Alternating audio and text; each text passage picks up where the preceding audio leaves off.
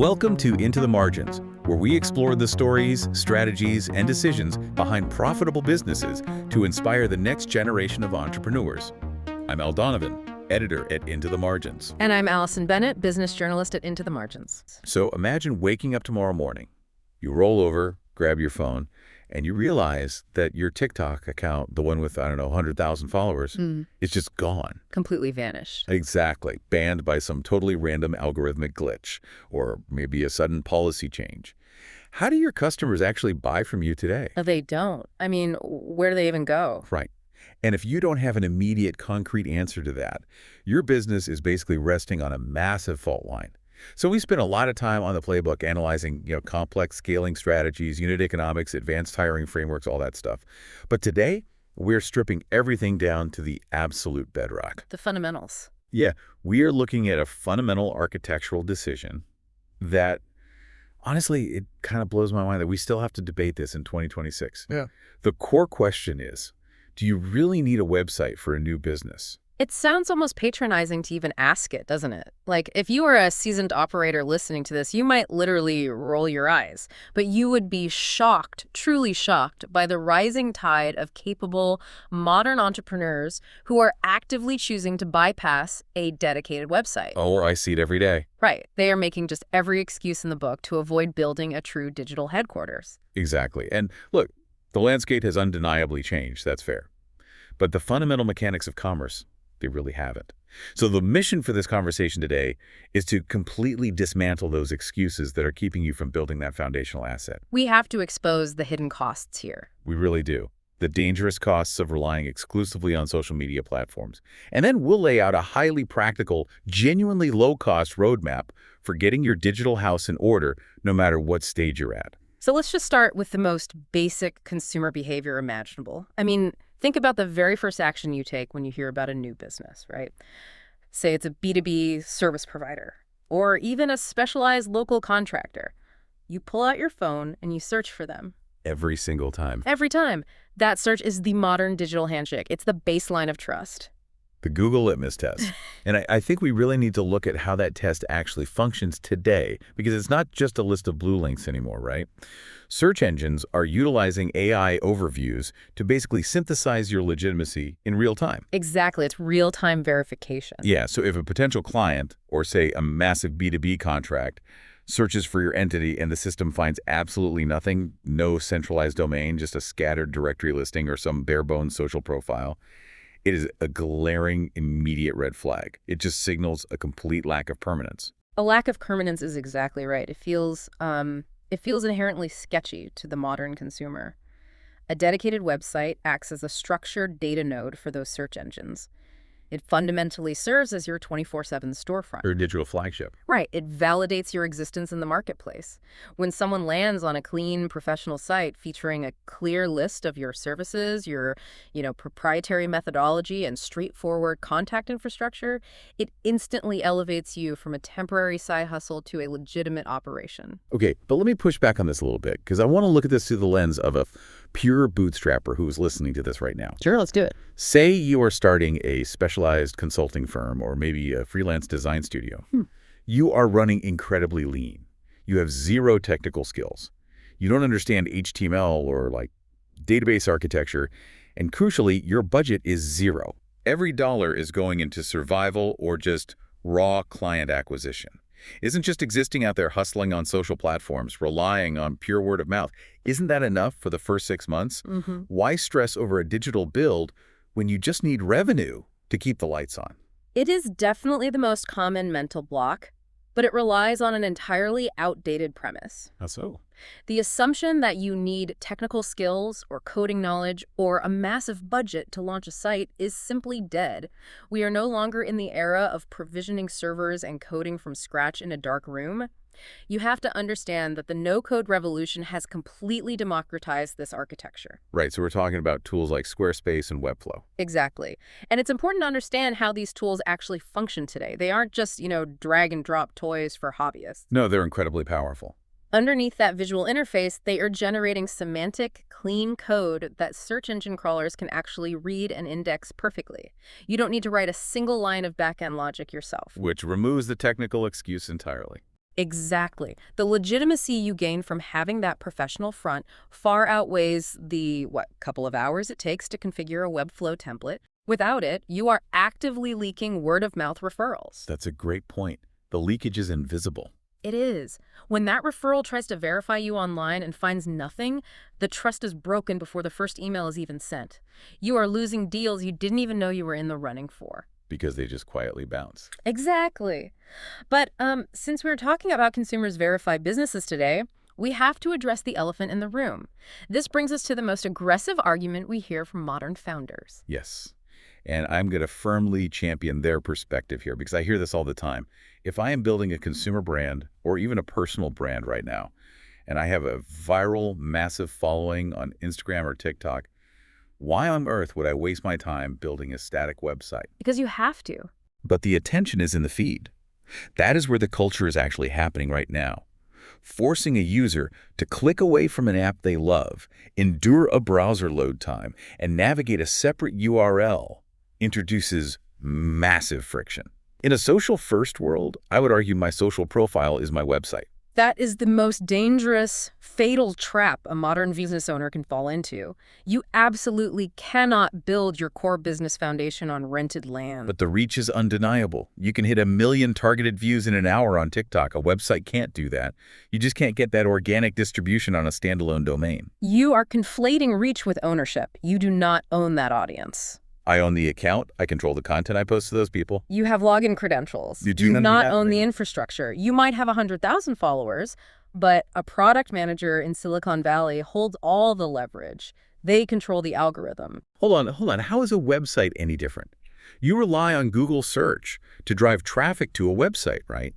Search algorithms change constantly. You are just renting distribution from a different tech giant. You don't own Google.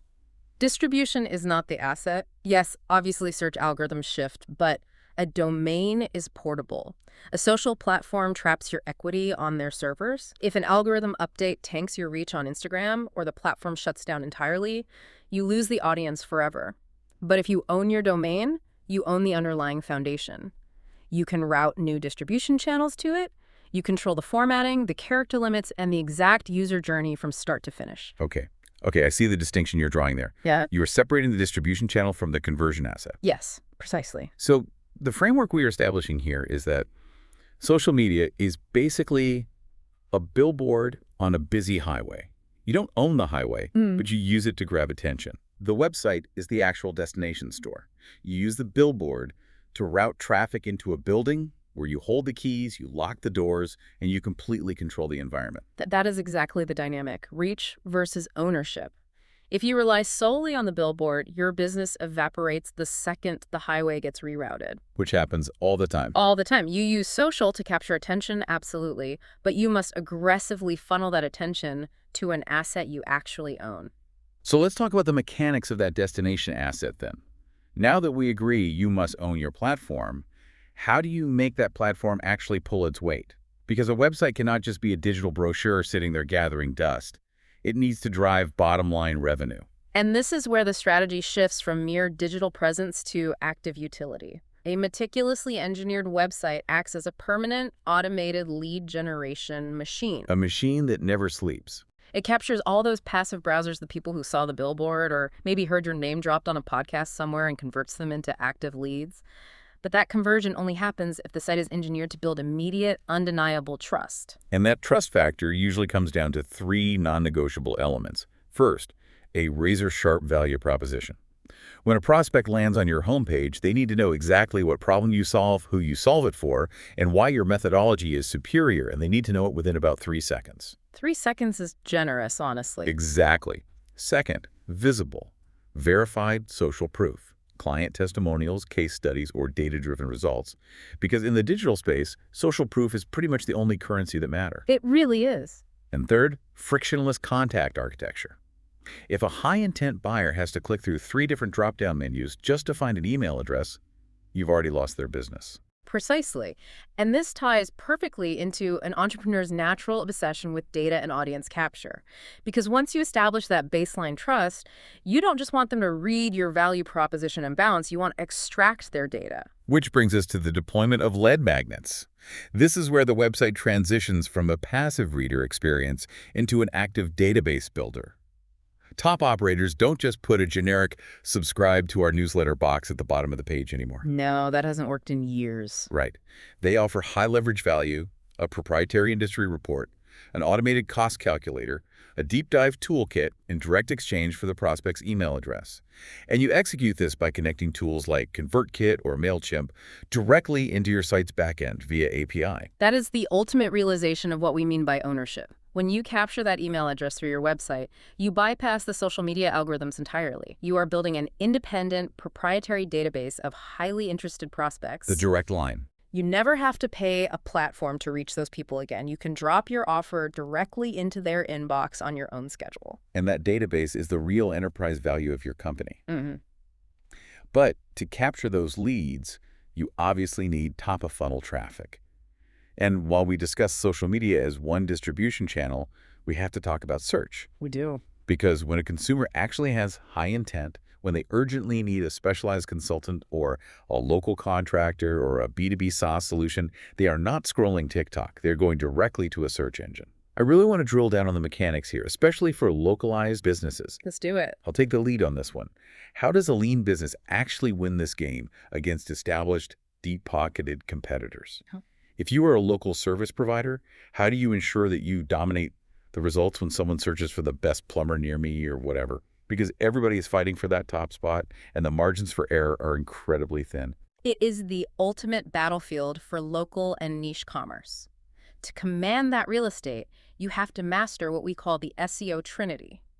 These are three fundamental, non-negotiable pillars that search algorithms demand from your infrastructure.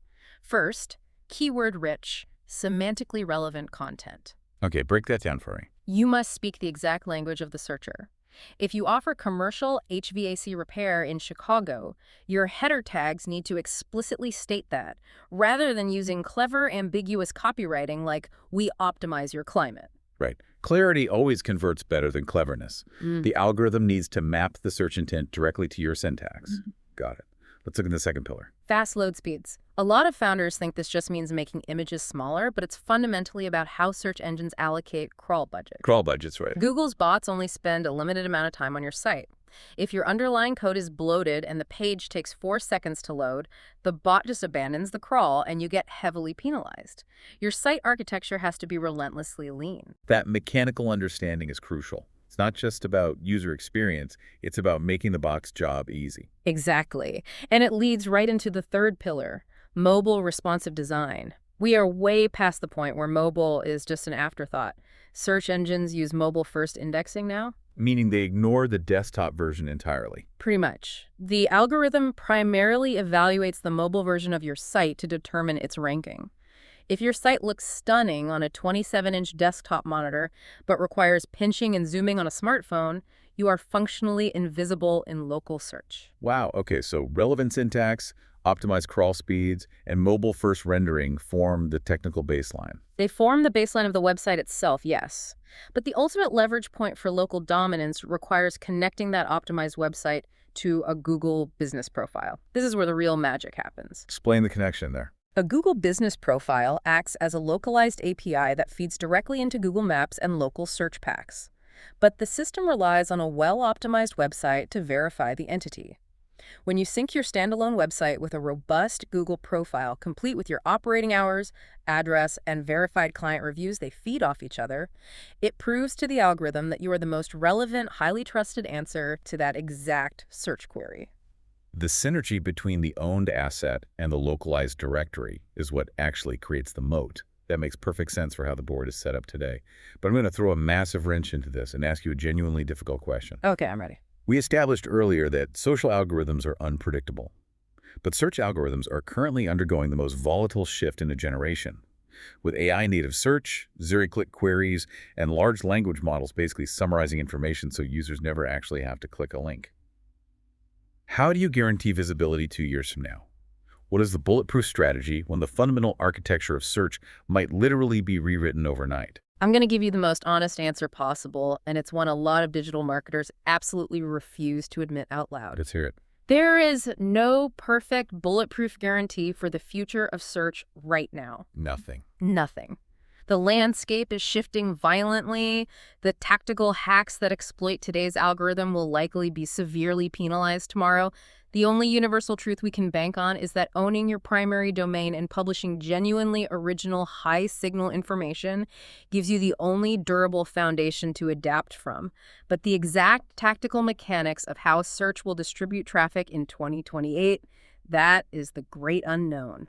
I really appreciate the transparency there because nobody has a crystal ball for AI routing.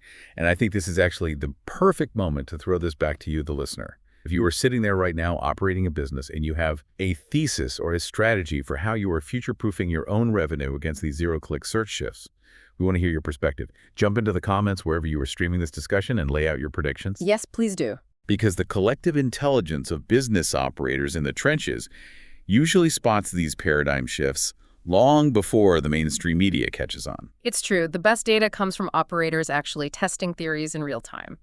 But let's ground this conversation back in immediate, actionable reality. For the founder listening who is finally convinced, who recognizes that they need to stop renting and start owning their digital headquarters, the final psychological hurdle is usually the perception of cost and engineering effort. Oh, yeah. The sticker shock fear. Right. There's this pervasive myth that building a legitimate digital presence requires a $5,000 retainer with some boutique agency. We need to put a stake in that myth right now. Yeah.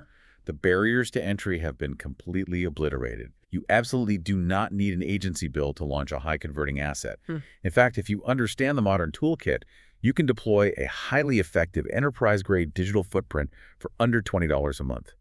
Let's break down the actual architecture options available right now based strictly on what your specific business model requires. It entirely depends on your operational goals. So if you are running a lean service business, or you just need a digital business card to capture leads and validate your brand, you should look at a platform called Carrd, C-A-R-R-D. Very popular with solo founders. Very. It specializes in ultra-lean, single-page sites. It costs practically nothing, requires zero engineering, but still allows for clean API connections to your email software. Perfect for the minimalist, high-speed approach. But what if you were running, say, a creative agency, a high-end consulting firm, or just a brand that requires complex visual rendering to command premium pricing? If visual aesthetics are your primary conversion lever, Framer is the current industry standard. It operates on a React-based visual development framework, meaning you get incredibly sophisticated animations and a modern design control without writing the code yourself. It looks and feels like a bespoke $50,000 build. It really does. Framer sites are gorgeous. And if the business model relies on moving physical inventory, say you're doing direct-to-consumer goods. For dedicated e-commerce, Shopify remains the undisputed infrastructure. It isn't just a website builder. It's a back-end operating system that maps your inventory directly to payment gateways, shipping logistics, and tax compliance automatically. Right. It's the whole supply chain in a box. And finally, if you are building a massive media publication, a complex directory, or a business that just requires infinite customization. For maximum architectural control and long-term scaling, WordPress is still the open source standard. Because it utilizes robust PHP and SQL databases, you can scale it infinitely. It has a steeper learning curve, obviously, but it is the ultimate blank canvas. Okay, so just to recap, Carrd for lean lead capture, Framer for premium design, Shopify for inventory routing, and WordPress for infinite open source scaling. But none of those platforms function without the actual real estate right, the domain name itself. And I find people wildly overcomplicate this process. They get so intimidated by it. They do. Securing a domain is just basic DNS routing. It is incredibly cheap.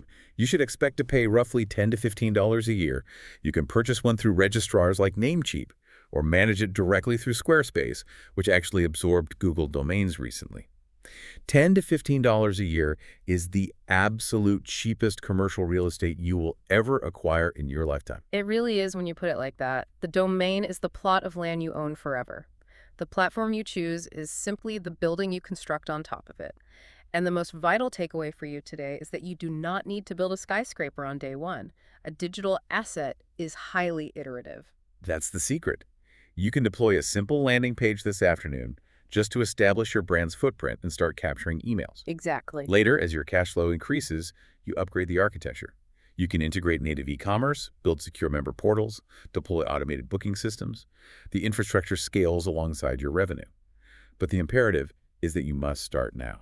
You have to give your business a permanent home that you and only you control. It is the ultimate non-negotiable business asset in the modern economy. It truly is. This has been a deeply clarifying breakdown. It really strips away the modern marketing noise and leaves us with the absolute mechanical facts of operating a resilient business today. If you want to read more, check out our blog at intothemargins.com/playbook. As we wrap up this session of the Playbook, I want to leave you with a direct challenge. Pull out your phone right now, open an incognito browser, and search for your own business. Look at your digital footprint objectively.